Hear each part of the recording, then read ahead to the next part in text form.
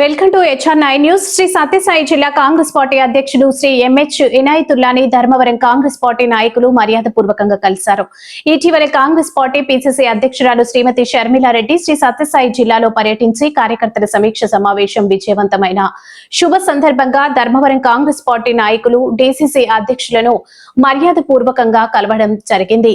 ఈ సందర్భంగా వారు మాట్లాడుతూ ధర్మవరం నియోజకవర్గంలో క్షేత్రస్థాయి నుంచి నియోజకవర్గ వ్యాప్తంగా కాంగ్రెస్ పార్టీ కార్యకర్తలను చైతన్యపరిచి కాంగ్రెస్ పార్టీ బలోపేతానికి కృషి చేయడం జరుగుతుందని తెలిపారు. రాబో సాధారణ ఎన్నికల్లో శ్రీమతి షర్మిలారెడ్డి నాయకత్వంలో డిసిసి అధ్యక్షులు శ్రీ ఎంహెచ్ ఇనాయతుల్లా సహకారంతో శ్రీ రాహుల్ గాంధీని దేశ ప్రధానమంత్రిని చేయడమే లక్ష్యంగా కృషి చేస్తామని తెలిపారు.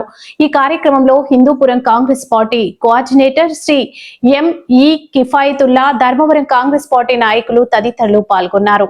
నమస్కారం. ముఖ్యంగా కాంగ్రెస్ పార్టీ కుటుంబ సభ్యులందరికీ కూడా పేరు పేరున నమస్కారం తెలియజేస్తున్నాము.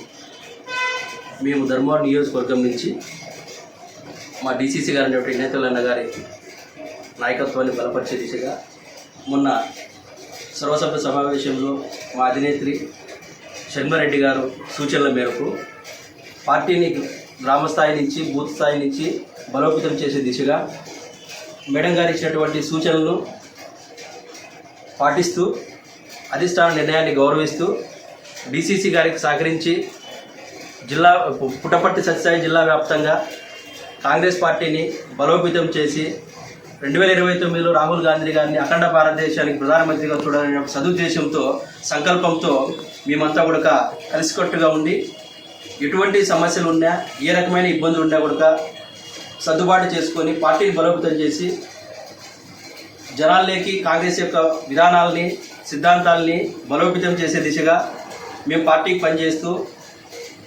సహకరిస్తామని చెప్పని ఈ సందర్భంగా తెలియజేస్తూ ఉన్నాం. జై హింద్, జై కాంగ్రెస్, జై సోనియమ్మ, జై షర్మిలమ్మ.